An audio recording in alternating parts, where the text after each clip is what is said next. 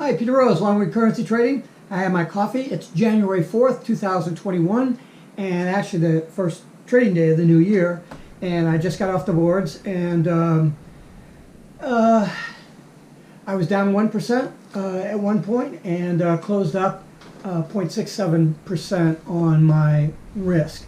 And that's really the only way you can judge, how you do on a daily basis, if you're doing it on a daily basis. And then even at the end of the month, my computer program that I wrote for cataloging trades and figuring out trading metrics and stuff is based on the amount of money that you actually risk. So if I'm trading a mini lot, my risk would be, whatever that bank is. To trade a mini, you need $1,000, right? If I'm trading a full lot, my risk would be $10,000. If I'm trading 10 lots, it'd be $100,000. So you base whatever gain that you made on the amount of money that you risk to do that. Now it gets a little dicey when you are, let's say you're like I was today. I was just fooling around and trading with 3 lots. So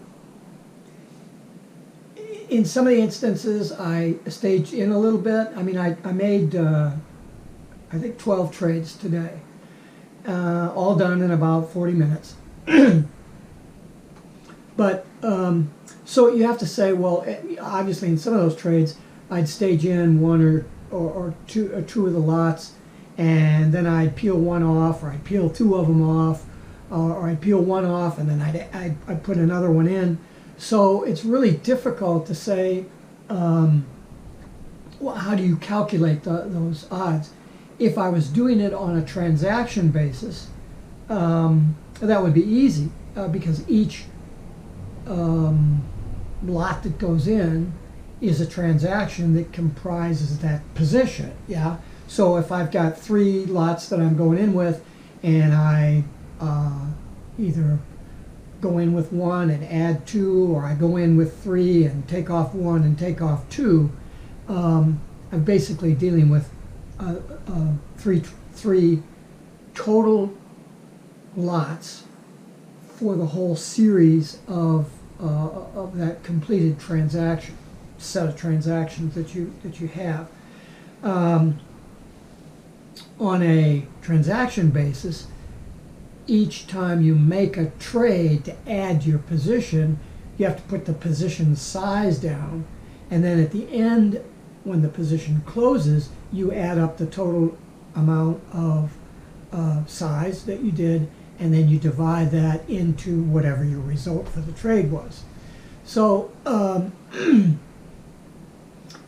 as retail traders, we calculate those percentage gains on a daily basis, a monthly, or whatever, differently than a hedge fund would. I mean, if you're sitting as a trader, I might have, just pull numbers out, I might have $30,000 in my bank, but I may just be trading 3 mini lots with $3,000. So as a retail trader, let's say I make $30 for the day on that 3,000 mini lot position. Well, I'd be up 1%, right? $30 over divided by $3,000, I'd be up 1%. So I'd be up 1% on my risk, which would be the 3 mini lots, the $3,000. I wouldn't divide that by $30,000 because that wasn't at risk. I mean, if I didn't put any stops on there and I went off and take a dump for 2 hours in the woods, I might go through 30,000 if the thing, did a spike that far against me. You have to be reasonable and practical with the funds that you're dealing with as a retail trader. As a hedge fund or as a big bank, they don't calculate things that way. It's a percentage gain based on assets on hand. So if they're dealing with $4 billion and they make $20 for the day, in other words, if the guy has, well, $4 billion, that's a little ridiculous. Let's say the guy's trading with, he has a $100 million line, and he goes in and he trades $10 million or whatever, he's not saying he made X amount on that transaction for the day. He's saying that he made, well, before he started with this trade, he might have had 100 million. He made another trade. Now he's got 101 million.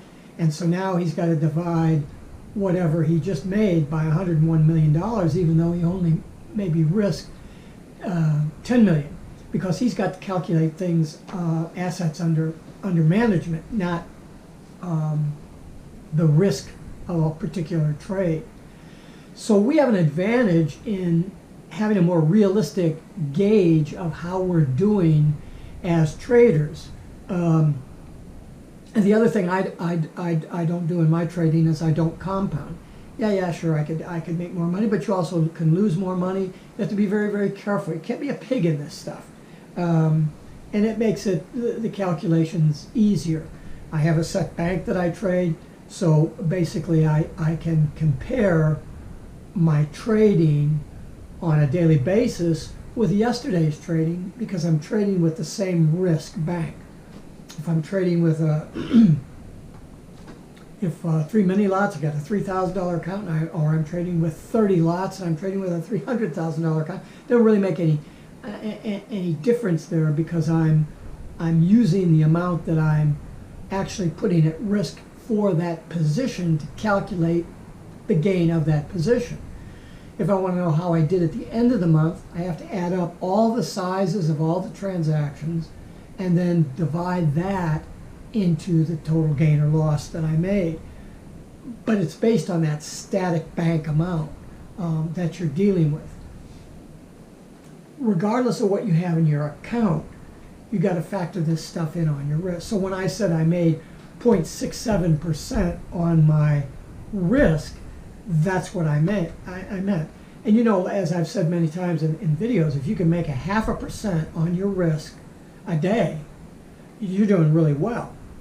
Now, you would think 0.5%, well, you know, that's $5 a thousand. If I do a mini account, $50 for a $10,000 account, you know, it's linear the way that the calculations go up. How else would you be able to gauge how you're doing as a retail trader? You know, no one's looking at your PL statement on a yearly basis and saying, well, you started out with 100 million and now you ended up with 120 million, or say 105 million. You got $5 million in there, but on a compounding basis, on a $100 million account, you made $5 million. You didn't do very good. So, from a retail trader standpoint, instead of 100 million, he might have 100,000. And if he's trading parts of that all during the course of the year, then that will be factored in to those general calculations based on the position size that you use all the way through. It's going to average out as a percent of that. Once you get into compounding, you're dealing with a whole different set of calculations, and it's difficult to judge how you actually are doing as a trader, because at some point your brain is doing more calculating than it is trading.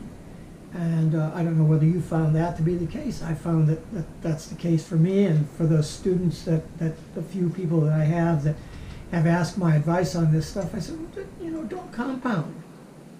I mean, if you make 2% a month on your, let's say you've got a $3,000 account, you make well, 10% would be $300, so 2% would be you know, you figure that out. It's $60. So, but if you did that 2% every month, it'd be 24%. Well, I was in the mortgage business at one point, and I ran into guys that were doing 24% a year on their mortgage interest, the really high risk mortgage loans. And look, at 24%, you double your money in, what is that, 4 years basically. When you pay your taxes and stuff in 4.5 years, that's pretty good. So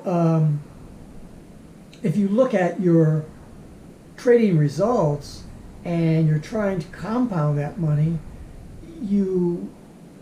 the day that you run into your 6 inevitable losses in a row, each time you lose, you've got to recalculate what your risk is going to be based on the size of the bank. And look, that may have absolutely nothing to do with the structural position around you. Risk management has to do more with the money that is involved than the structural positioning around, because the market is going to do whatever the market's going to do, and structures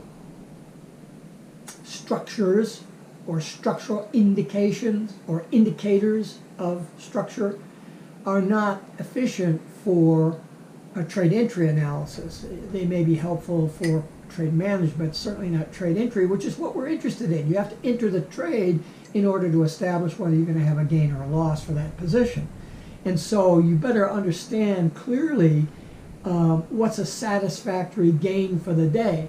And how do you do that best is by taking the amount of money that you risk that day, added up over all the positions that you've had, and use that as your divisor into the amount of money that you make. That calculation then will be exactly parallel with the calculation that you make tomorrow and next week and next month. And so from a comparative standpoint, you can say, I'm making 0.5% a day, average trading 3 days a week, 1.5% a week. About that's a shithouse full of money, right? You're 60% a year or something like that, 80%. But you also have to remember that the other critical element here is your win to loss ratio, because you can be adding up all these 0.5% gains. You can be doing that for weeks on end and then all of a sudden lose 8 or 10 or 12%. It's not real difficult to lose 30% of your account, just gone. So at 0.5% a day, as a goal for every day that you trade, you want to try to knock up 0.5% on your risk, not on your account, but on your risk. You've got to be really, really rigorous about your stops, and you have to be very cognizant of evaluating that trade entry position.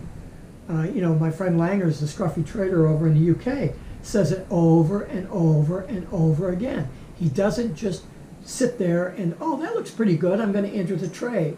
He evaluates the situation and says, if the price does this, if the price comes to me, is what he says, then I'm going to take that trade. And that takes patience to do that. If you're trading multiple currency pairs, which I don't, you can generally sit down like Langer's does at the computer, and you can scan the 4 or 6 or 10 currencies that you have under consideration, and you can generally find one at any given time that you can say, okay, if this happens, then I'll enter the trade. If you're like me and you only deal with one currency pair, then when you come in, and when I came in this morning, I looked at the chart and said, there's nothing there. And I walked away. I got a cup of coffee. I did I cleaned up my desk a little bit and did some other stuff. We were expecting a big snowstorm last night, and it didn't appear, so I was thinking I would be spending today out roof raking and shoveling snow. Nothing happened. So I came back and pulled up my trading platform again and took a look at it and said, well, that looks pretty good.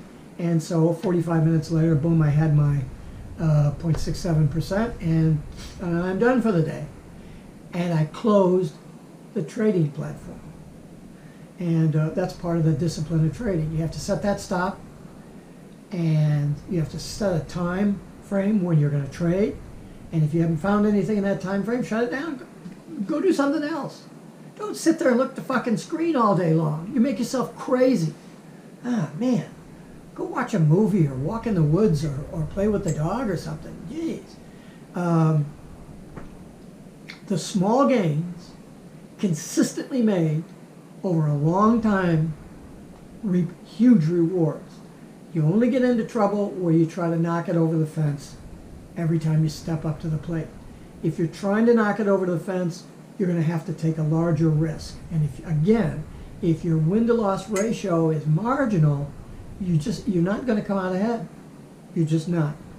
And that's the discipline that we talk about in trading all the time. So discipline is necessary, but that discipline has to be based on a set of viable rules. I mean, that's what all that's about. I mean, you have the same situation when you go out in the morning to get in your car to go to the grocery store, right? Think about that process that you go through. From the time you think about going outside, is it raining? Is there ice on the ground? Do I need to put my grippers on? Is there a wild boar running around in the yard? You're constantly evaluating risks and mitigating those risks, but you have rules to deal with it. Oh, it's raining outside, I get my raincoat and my hat and I go. Oh, it's snowing to beat the shit out. Okay, I gotta grab a snow shovel first and shovel out the walkway. You have a set of rules that match up events.